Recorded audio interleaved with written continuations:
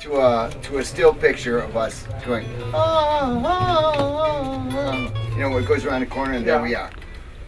I thought maybe if we came into town, because I have a whole green screen. Permission to use my own lyrics in my book. Well, too much money.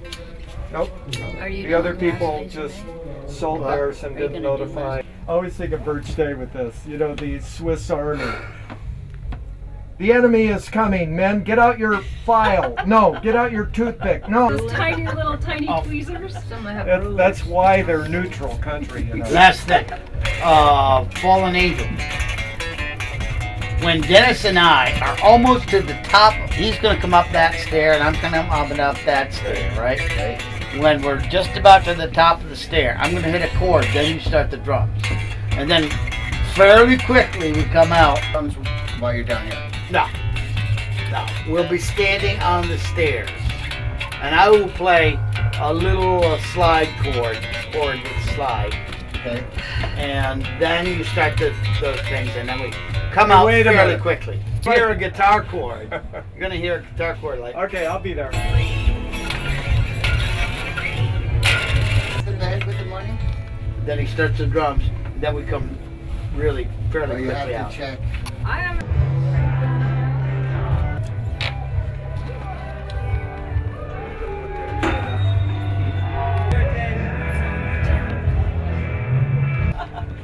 Walk this way.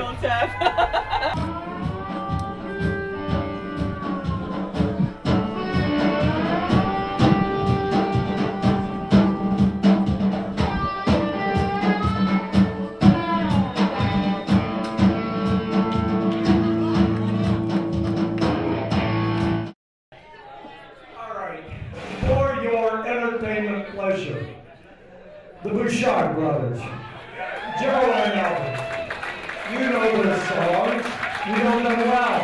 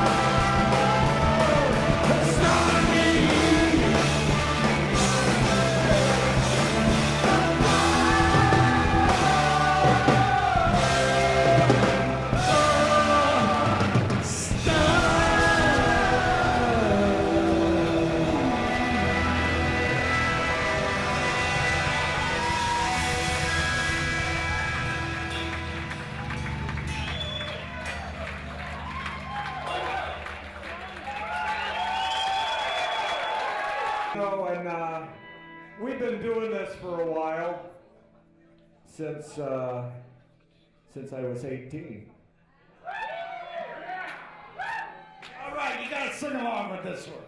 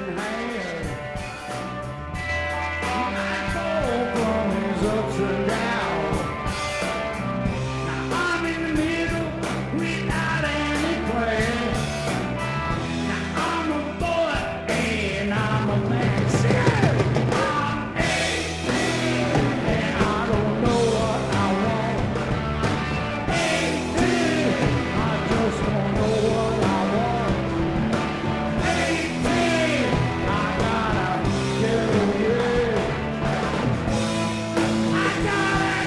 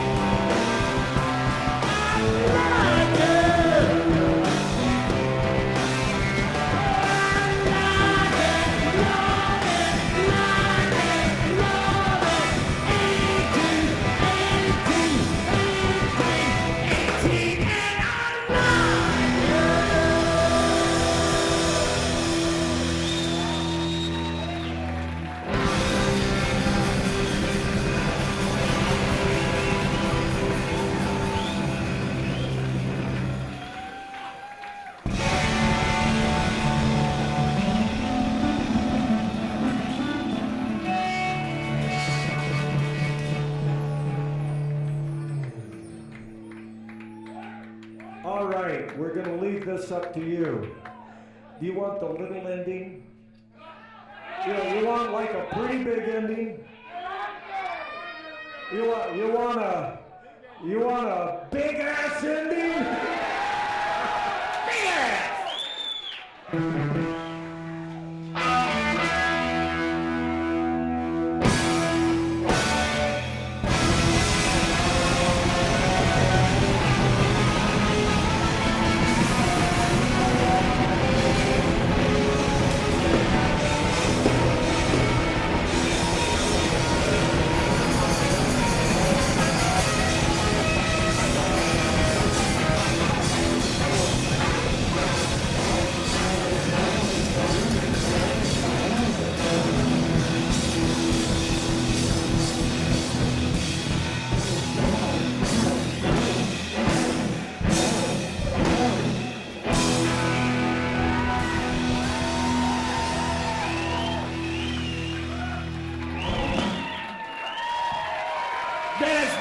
That's why he's in the Rock and Roll Hall of Fame.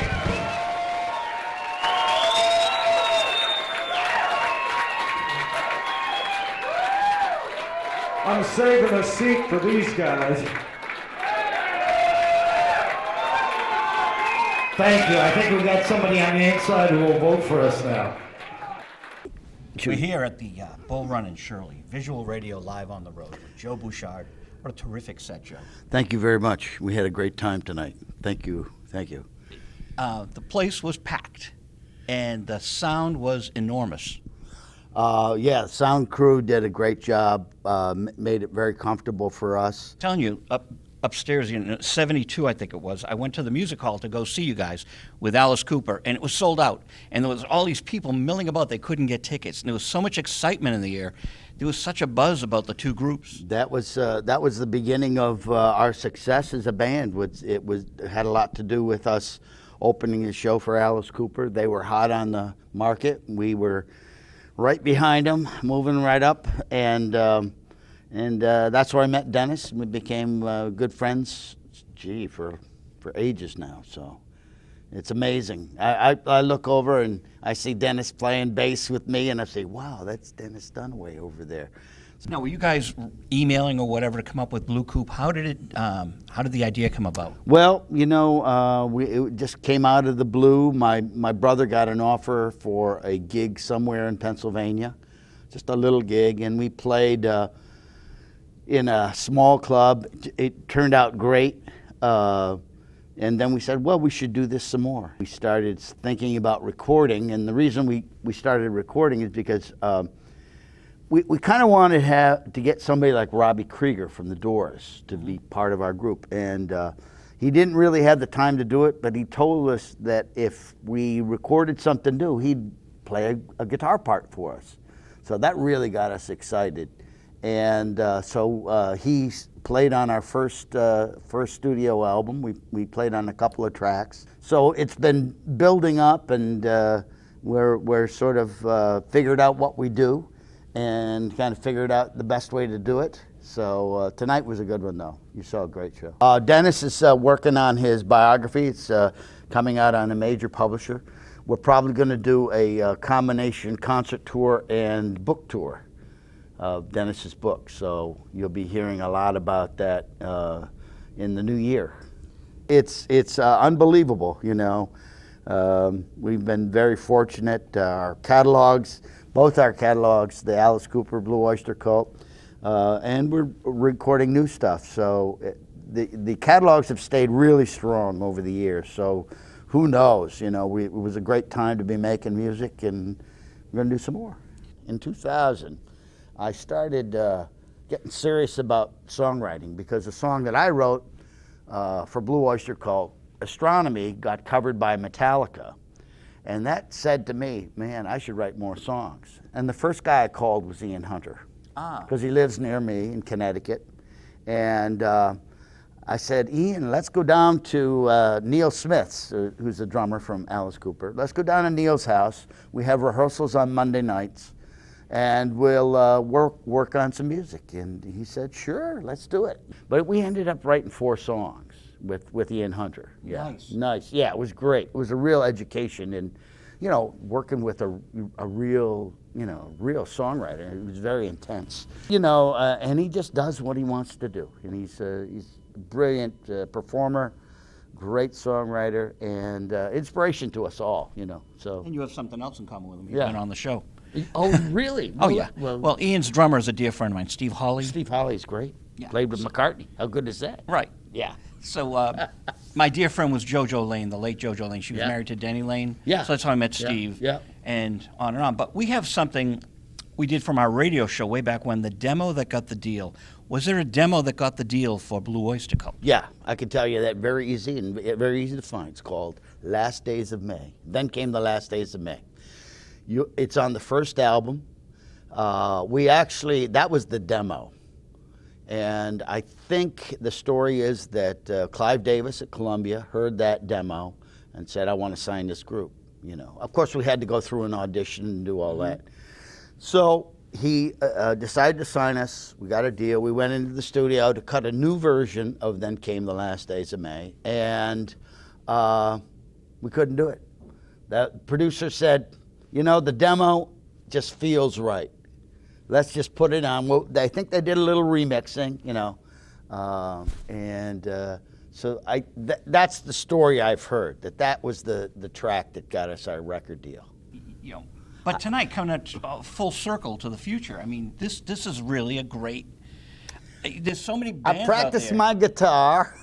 What was the title of the song before Kick Out the Jams and after Reaper? A song called Angel's Well.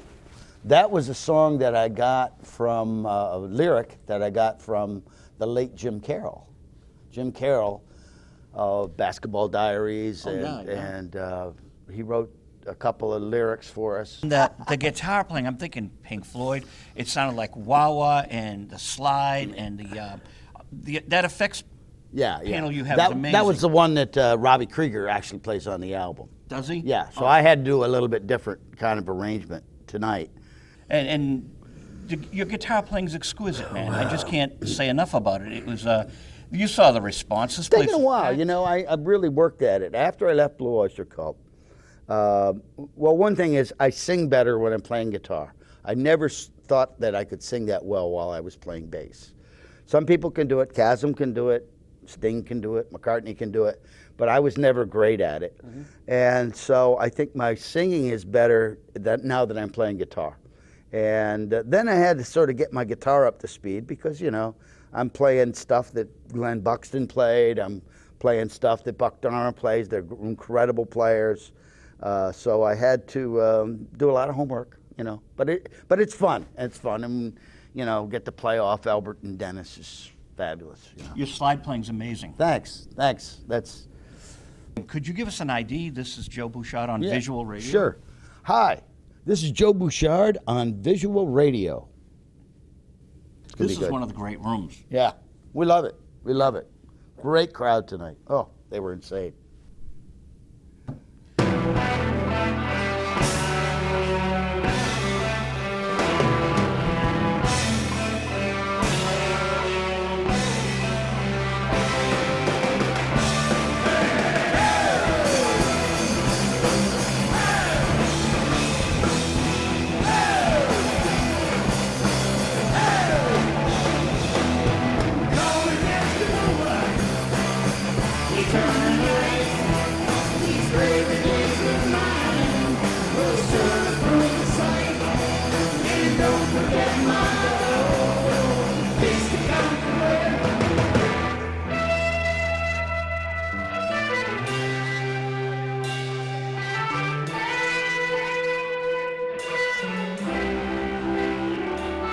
We are here on Visual Radio with Dennis Dunaway from Alice Cooper Group. Hello. And BlueCoupe. Yes, and BlueCoupe and a few in between. I'm driving in here on ZLX Classic Rock Radio. Alice Cooper, Nights with Alice Cooper. He plays Don't Fear the Reaper. It was great. Oh, yeah. As I'm driving in. So that was kind of cool, Oh, yeah. That's such an unusual, great song in many ways. First of all, the riff, as soon as you hear it, as soon as it starts, It puts you in a mood that no other song does. And it's so catchy and universally so. And then the lyrics are about something about, take my hand, let's go commit suicide at work for Romeo and Juliet. And it's an AM hit, but I think it's because it's la, la, la, la,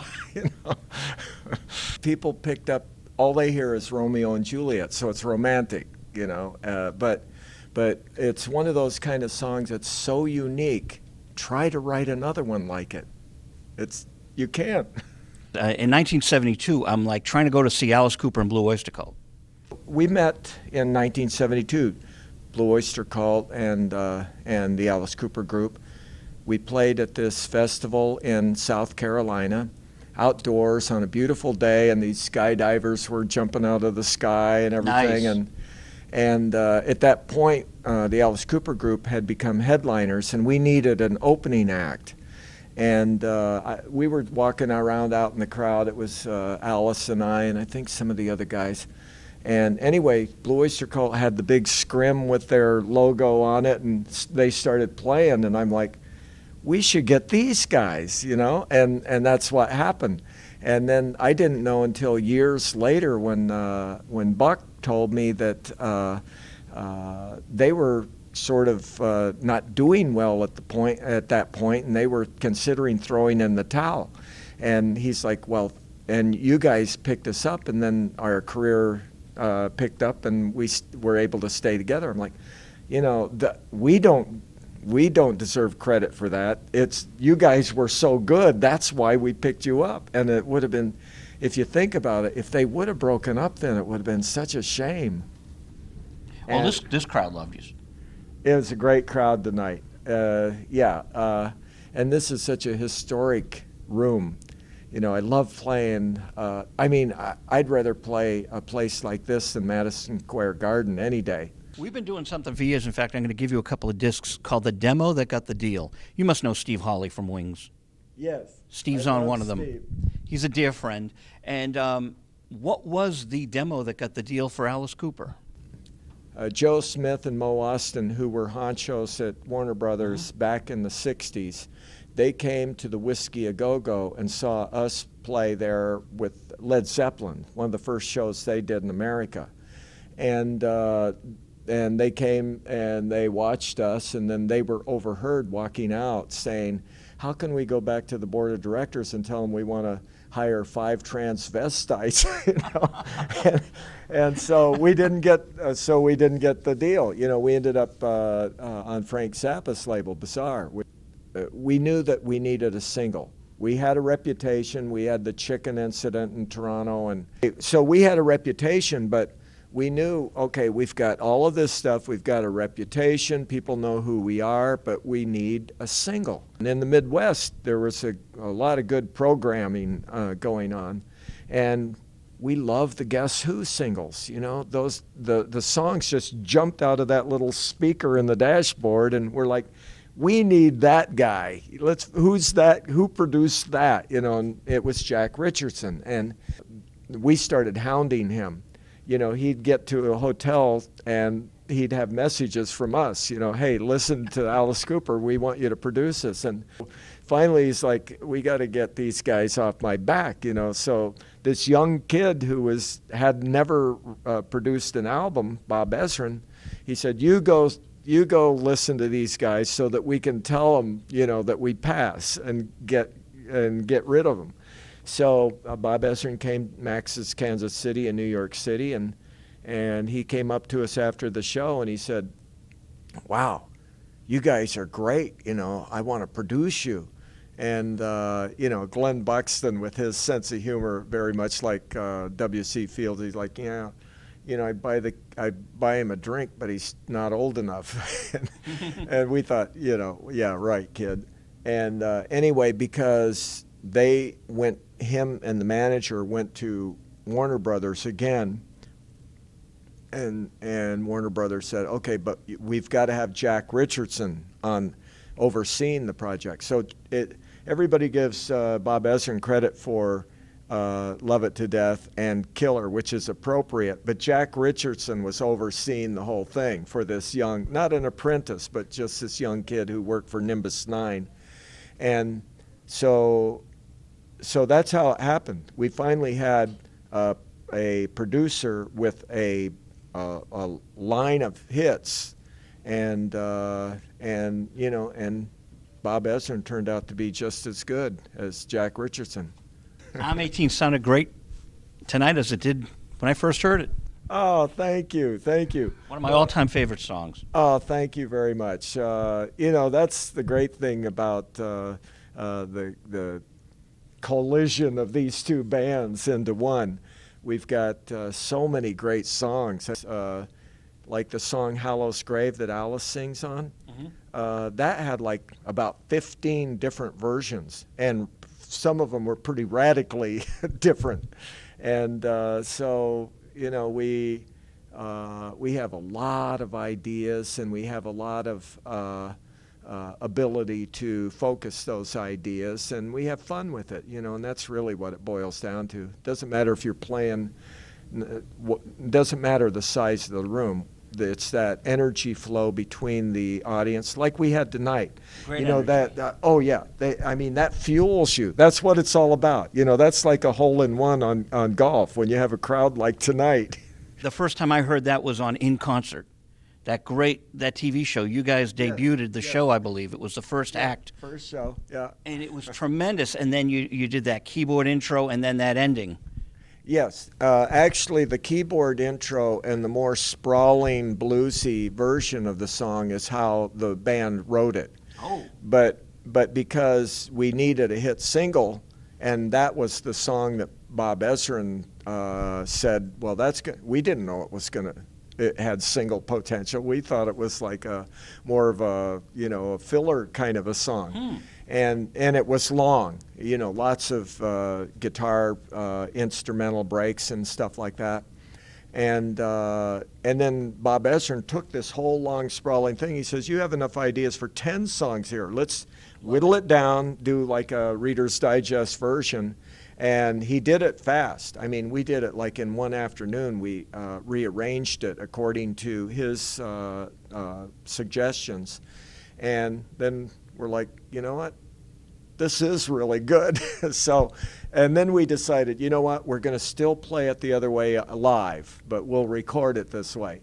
Well, that song put food on our table and turned everything around. And it was because of Rosalie Trombley from CKLW out of Windsor, Canada, because because they were across the border, they could have a more powerful broadcast than what would be legal if they had been in the United States.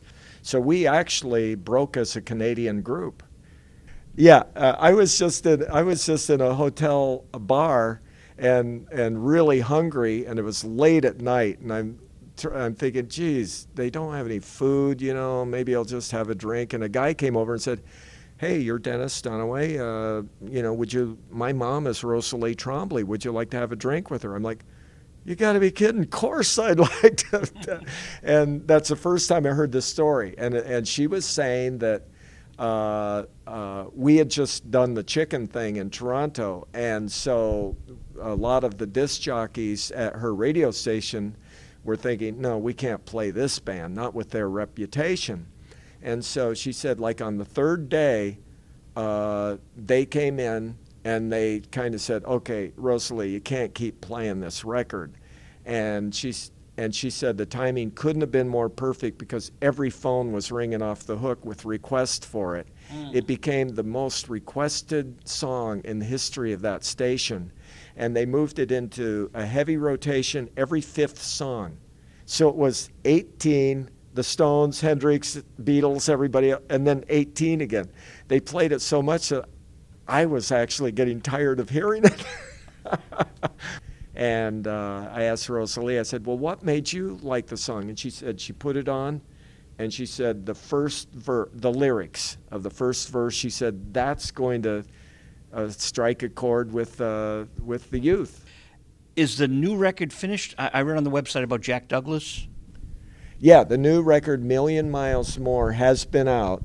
yeah, Jack Douglas, who did what Joe and Albert both think were Blue Oyster Cult's best album, the live one, On Your Feet Are on Your Knees. Feet Are on Your Knees.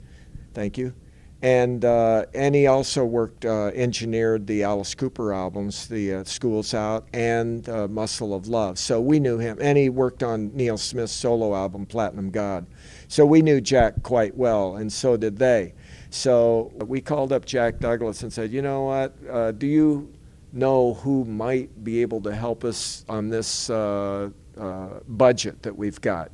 And he said, I can make it happen. So it's actually Warren Hewart who did the Fray, who did the mixing with Jack Douglas's overseeing him. It worked out great. And they moonlighted this. They went to a lot of trouble to be able to do our album for us because they were at the time laying down the tracks for the what was to be the released Aerosmith album at that time. Yeah, so not only that, but Alice singing on it, and we've got Goldie McJohn, who was the keyboard player for Steppenwolf, and we played Iridium Jazz Club in Times Square in New York City. We asked Goldie if he would like to play at that club, and he flew out from Seattle to do that just for that gig, and he hadn't been to New York City in 20 years. And we did about 5 or 6 Steppenwolf tunes, and then that's how that happened. Then so when we asked him to play on the album, he was right there for us. Well, I was telling Goldie that John, you know, the original bassist from Steppenwolf, lived downstairs from the Alice Cooper group in our mansion in the Hollywood Hills. Oh, wow. Yeah, he wrote Magic Carpet Ride. He was the bass player on all of their hits. Yeah. Yeah. That's a great song. And a very good bass player, very unusual bass player in a good way, really good way. Would you mind giving us a station ID? Oh yeah, great. It's called Visual Radio, the show. Welcome to Visual Radio. It's a great show.